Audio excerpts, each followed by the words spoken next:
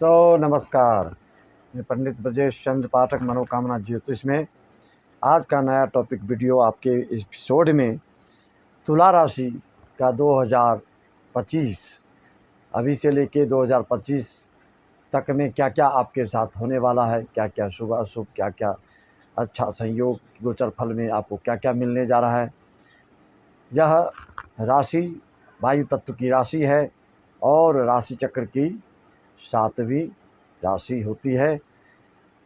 तुला राशि वालों के लिए पश्चिम दिशा का घर, मकान, द्वार, ऑफिस आदि ज़्यादा सूट करता है। अगर तुला राशि में शनि हो आपका तो और भी ये विशेष पश्चिम दिशा के फल देने वाले प्रतीक हो जाते हैं। मित्रों, शनि के बारे में हम बाद में बताएंगे। शनि शुक्र के ऊपर ही आपका पूरे जीवन का मेन क्रियाकलाप और आपका न्याय अन्याय से संबंधित और आपके कर्म के फल आदि देने वाले होते हैं। जिसकी कुंडली में शनि प्रबल होता है तो प्रायः उसकी कुंडली में शुक्र भी अच्छी स्थिति में होता है।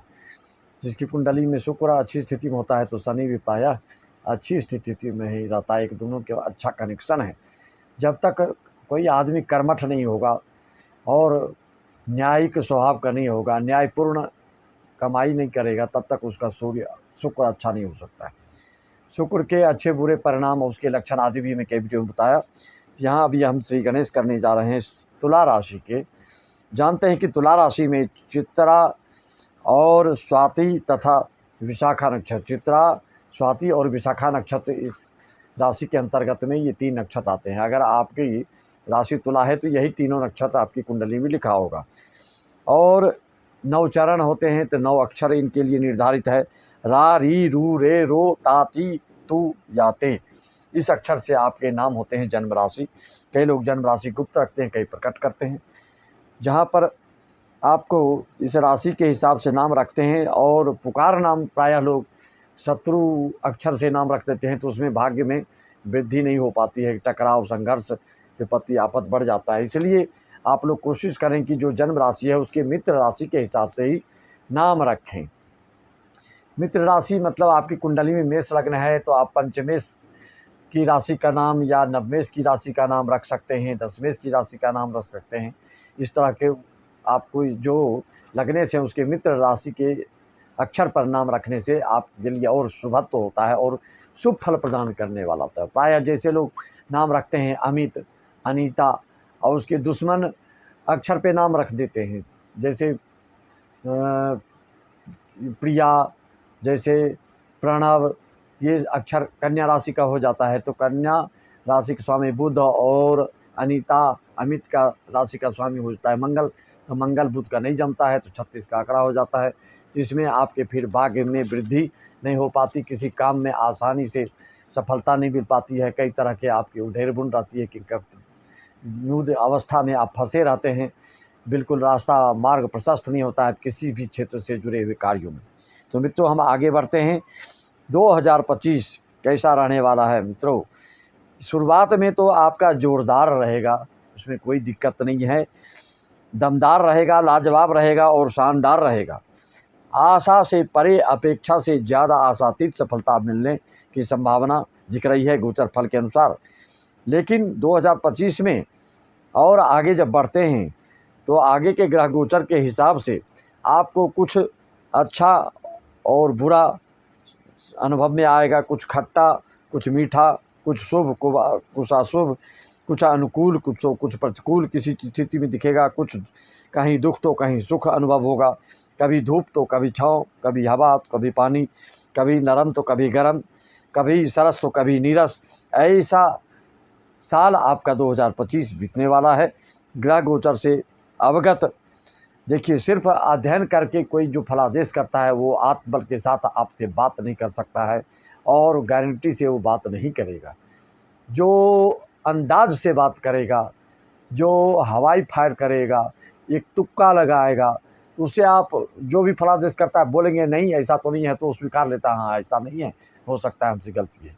लेकिन जो अनुभव कर चुका है, जो लाखों कुंडलियों का विवेचना विश्लेषण कर चुका है, उसको एक एक कुंडली के बारे में सर से निक तक और आपकी पूरी ज़िंदगी के बारे में आपकी पूरी भविष्यवाणी बता सकता है वह। चाहे वो शारीरिक रूप से हो या आर्थिक रूप से हो या सामाजिक रूप से हो या राजनीतिक क्षेत्र से संबंधित हो, या आप किसी भी क्षेत्र से जुड़े रोजगार, धंधा, उद्योग आदि करते हैं, आयात निर्यात, इम्पोर्ट एक्सपोर्ट, कंस्ट्रक्शन का काम कर रहे हैं, या रियल एस्टेट से जुड़े काम कर रहे हैं, या कोई नेटवर्किंग का कार्य कर रहे हैं, सनी से संबंधित कोई खदान का काम कर रहे हैं, कोई हार्डवेयर का काम कर रहे हैं, कोई तकनीकी क्षेत्रों से जुड़े इंजीनियरिंग आदि कर रहे हैं, चाहे सरकारी नौकरी हो चाहे प्राइवेट नौकरी हो, उसी से संबंधित आपको कार्य प्रायः करना शुभ होता है। राशिगत रोजगार भी ज्योतिष शास्त्र में वर्णन आया है, लेकिन कभी कभी कुंडलियों में नवग्रह के स्थिति परिस्थिति बदलने से, त्रिकोण आदि, केंद्र आदि में उच्चस्थ नीचस्थ होने से आपका रोजगार, व्यवसाय, आचार विचार, आहार व्यवहार सब बदल जाता है। मित्रों, इसका ध्यान देना होता है।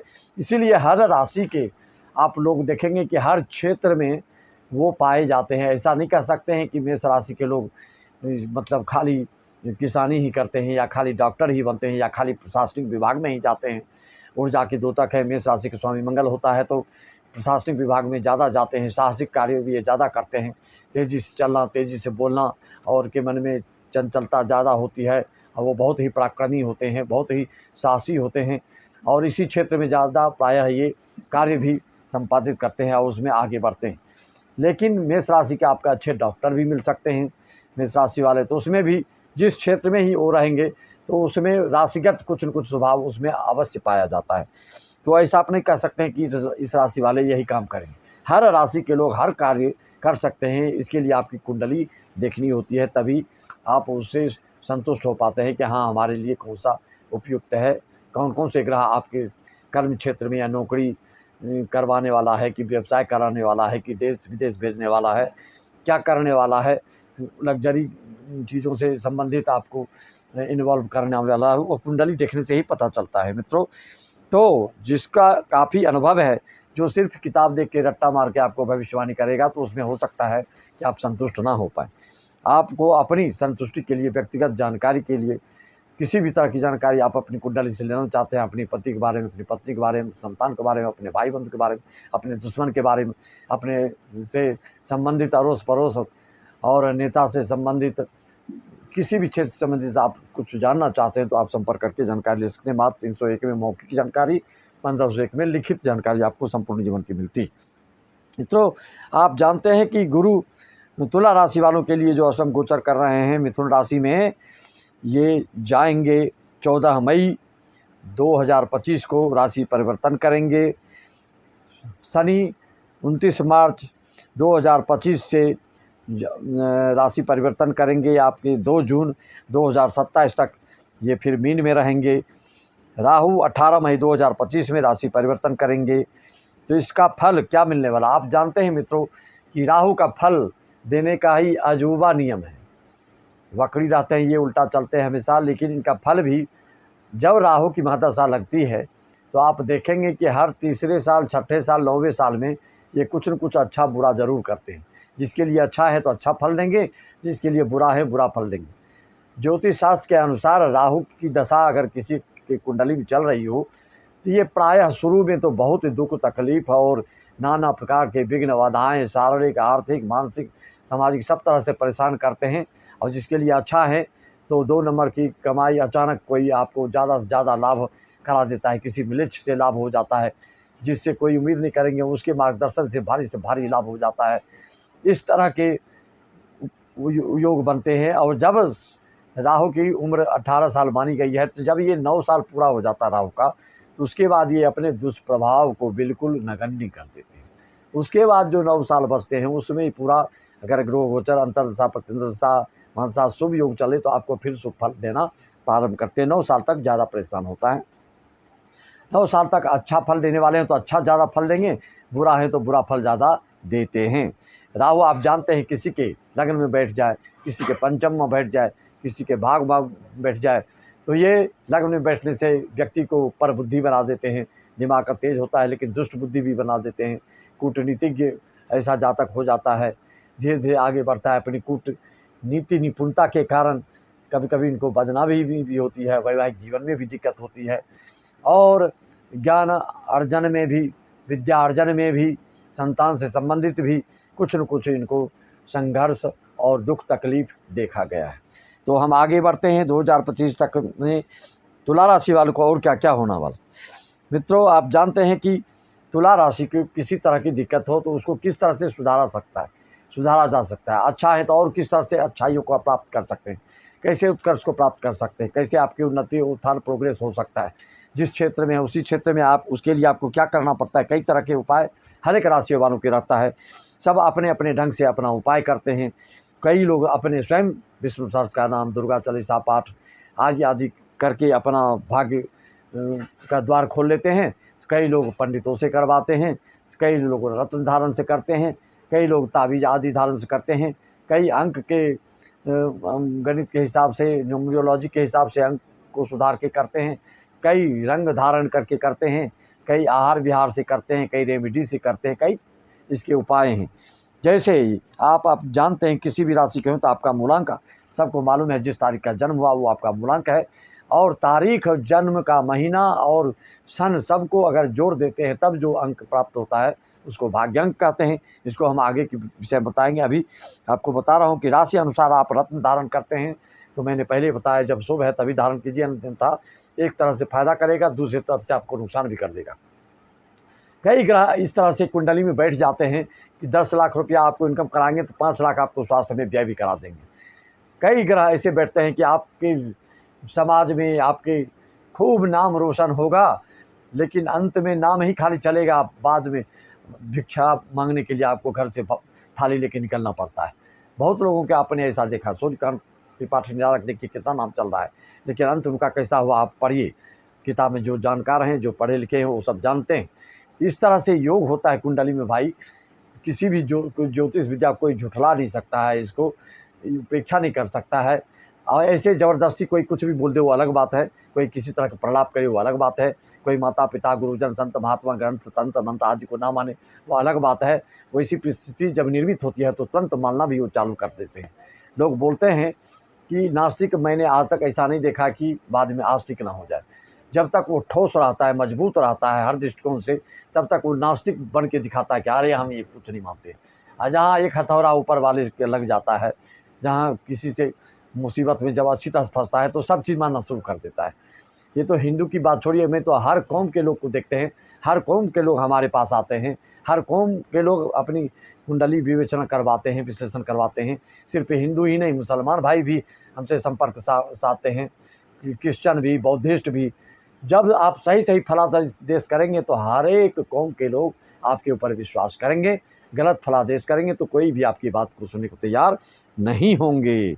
मित्रों, तो राशि के अनुसार भी रत्न दान करके कोई करते हैं, कोई सूर्य राशि के अनुसार भी उपाय करते हैं, धारण करते हैं, कोई नक्षत्र के हिसाब से रत्न धारण करते हैं, उसका उपाय शांति पाठ करते हैं, कोई दशा अंतरदशा के अनुसार रत्न धारण और उसका उपाय करते हैं, ग्रह शांति करते हैं, कोई अपने इष्ट देव के अनुसार कुंडली से इष्ट देव आदि, कुल देवी आदि के बारे में भी पता चलता है, उसको प्रसन्न करके अपने भाग्य को सुधारते हैं, अपने आर्थिक स्थिति को सुधारते हैं और अपने समाज में नाम यश कीर्ति प्राप्ति के लिए उसको सुधार लाते हैं। मित्रों, तुला राशि वालों को जब किसी प्रकार की दिक्कत होती है उसके बहुत सारे उपाय मैंने बताए ना। कोई सफ़ेद चीज़ों को दान करके करते हैं, दूध दान, घी दान, सफ़ेद कपड़ा दान, ऐसे करके भी वो बहुत उपाय करते हैं। अच्छा होता है सफ़ेद चंदन को लगाना, नहाने के जल में सफ़ेद चंदन को नहाना, सफ़ेद गाय को रोटी आदि और सहलाना आदि, और उसको कुछ अच्छी चीज़ खिलाना। सफ़ेद गाय को, किसी भी गाय को करेंगे तो ज़्यादा, लेकिन सफ़ेद गाय आपके लिए ज़्यादा सूटेबल होता है। तुला राशि वालों को हीरा मोती धारण भी बहुत शुभ फल प्राप्त कराता है। हीरा धारण जो नहीं कर पाता है तो हीरे के बदले में उसी उंगली में आप मोती धारण करें या श्वेत पुखराज भी धारण करें तो आपको काफ़ी लाभ होता है।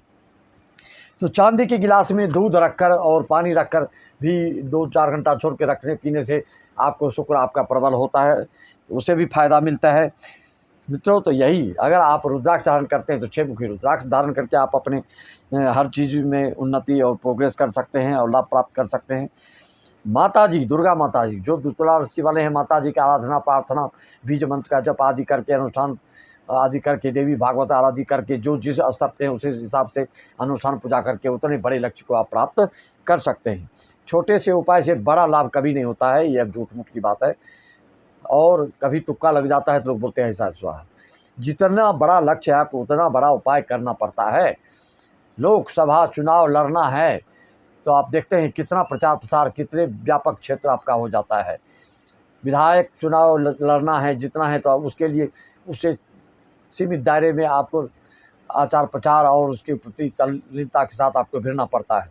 महापौर चुनाव हो तो और सीमित हो जाता है। जितने छोटे रूप करेंगे उतना आपको शक्ति, उतनी आपको खर्चा, उतनी आपकी व्यस्तता होती है। जितना बड़ा लक्ष्य रखेंगे उतनी बड़ी पूजा भी, उतना बड़ा अनुष्ठान भी करना ही होता है, नहीं तो उस अनुपात में फल नहीं मिलता है। माता जी की आराधना, दुर्गा माता की आराधना पूजा से तुला राशि वालों को बहुत शुभ फल प्राप्त होता है। और मित्रों, बीज मंत्र से आपको आपके शुभ अंक होता है, लकी अंक होता है 6, आपका मित्र अंक होता है 5, 8, आपकी मित्र राशि होती है मिथुन, कन्या, मकर, कुंभ। इनसे आपकी कंबाइन में रोजगार, व्यवसाय आदि, मित्रता, दोस्ती, विवाह, शादी सब चीज़ करने से शुभ रहता है। लक्की दिन आपका शुक्र, बुध और शनि होता है। शुभ रंग सफ़ेद, हरा और नीला, काला होता है। सफ़ेद बोतल में, शीशा के बोतल में जल भर के धूप में 2 घंटा रखिए, उस जल को डेली पीजिए तो उससे भी आपका शुक्र प्रबल होता है। ये भी एक वैज्ञानिक कारण है, साइंटिफिक कारण है इसमें। जो जिस राशि का स्वामी है उस कलर के शीशा के बोतल में जल भर के धूप में रखिए और उसको ग्रहण कीजिए तो आपको शुभ परिणाम मिलने लगता है। आप 2 घंटा 4 घंटा रख के पीजिए। और आपके लिए अगर संतान में बाधा, विद्यार्जन में बाधा, विद्यार्थी हैं तो विद्यार्थियों के लिए आपकी संतान के विद्यार्जन में दिक्कत हो रही हो तो ऐसे जातक को नीलम धारण से विद्या में कोई बाधा नहीं आती है और ज्ञानवर्धन में कोई बाधा नहीं आती है। पुण्य जन्म के जो आपके पुण्य हैं वो बिल्कुल पूरा फल देने को तत्पर हो जाते हैं। पुण्य जन्म का, पूर्व जन्म का पाप पुण्य आदि भी इस पंचम भाव से देखा जाता है। पूर्व जन्म के आपके क्रियाकलाप, कर्म क्षेत्र आदि कैसा था, आपका आचार विचार व्यवहार क्या था, सब इस भाव से देखा जाता है मित्रों।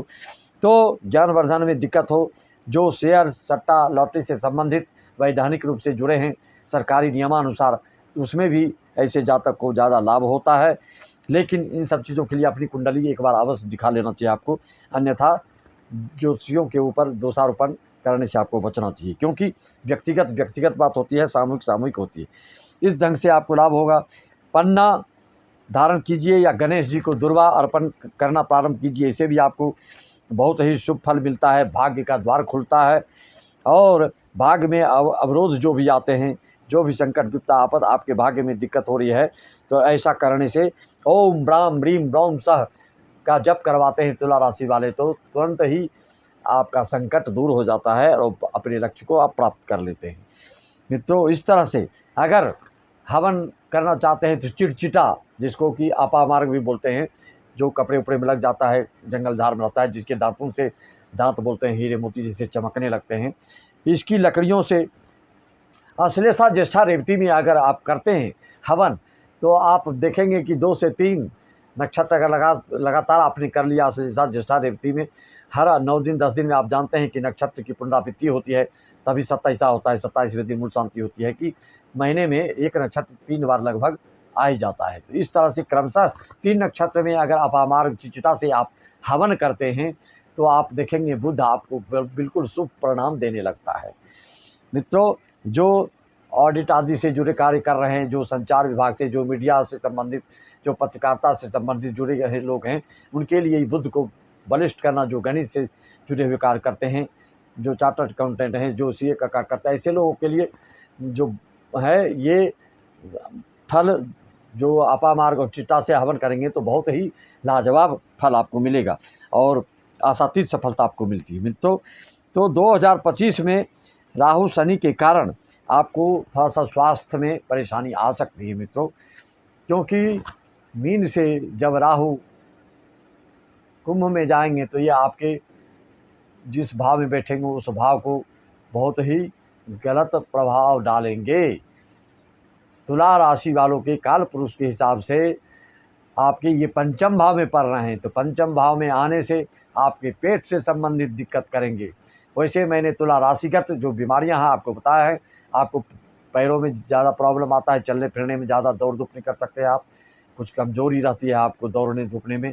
ऐसे श्वसन रोग से संबंधित आपको बीमारी होती है, एलर्जी से संबंधित आपको बीमारी होती है, और फेफड़ा से संबंधित आपको बीमारियां होती है, और मनोमस्तिष्क से संबंधित चीज़ों से प्रायः राशिगत तुला राशि वालों को बीमारी होती थी। इसके लिए जो एजेड हैं उनको सतर्क रहना है, उनको अलर्ट रहना है, उनको सावधान रहना है, नहीं तो फिर आपको परेशानी झेलना पड़ सकता है। पंचम भाव में राहु के आने से पांचवी दृष्टि आपके भाव पर डालेंगे। इसलिए मैंने आपको जो भूमिका बांधा शुरू में, खट्टा मीठा बुरा अच्छा शुभ अशुभ और सरस नीरस और सूखा गीला आदि का जो बताया, कभी आकाश तो कभी पाताल देखेंगे, इस तरह से इसलिए बताया कि राहु जब पंचम भाव में चले जाएंगे तो आपको ये कुछ न कुछ हेल्थ इशू लाएंगे, संतान से संबंधित भी, स्वास्थ्य से संबंधित भी, भाग्य से संबंधित भी। तो इसका अगर उपाय कर लेंगे, तुला राशि वाले ऐसे ही निपुण होते हैं, दक्ष होते हैं, कुशल होते हैं और दूरदर्शिता आप में होती है, तो पहले की बातों को भांप लेने की कुशलता आप में होती है। उस तरह से किसी भी संकट मुसीबत से उबरने की बारीकियां आप में पूर्व जन्म से ही हासिल होता है। तो उस तरह से आप उपाय पहले से कर लें, जिससे कि आने वाले समय 2025 में आपको किसी प्रकार की दिक्कत ना हो। मित्रों, तो इस तरह से मैंने आपको बताया, किस तरह की और कोई जानकारियाँ आपको हासिल करना हो, प्राप्त करना हो, तो आप हमसे संपर्क करके अपनी कुंडली का विवेचना विश्लेषण करवा सकते हैं, और अक्षरशः पूरी की पूरी बात बताएंगे हम। ऑनलाइन पूजा आदि के लिए भी संपर्क कर सकते हैं, भागवत रामायण सुंदरकांड आदि संगीत के लिए भी संपर्क कर सकते हैं, किसी तरह की जानकारी के लिए संपर्क कर सकते हैं। सबको राम राम, जय श्री राम, ओम नमः शिवाय।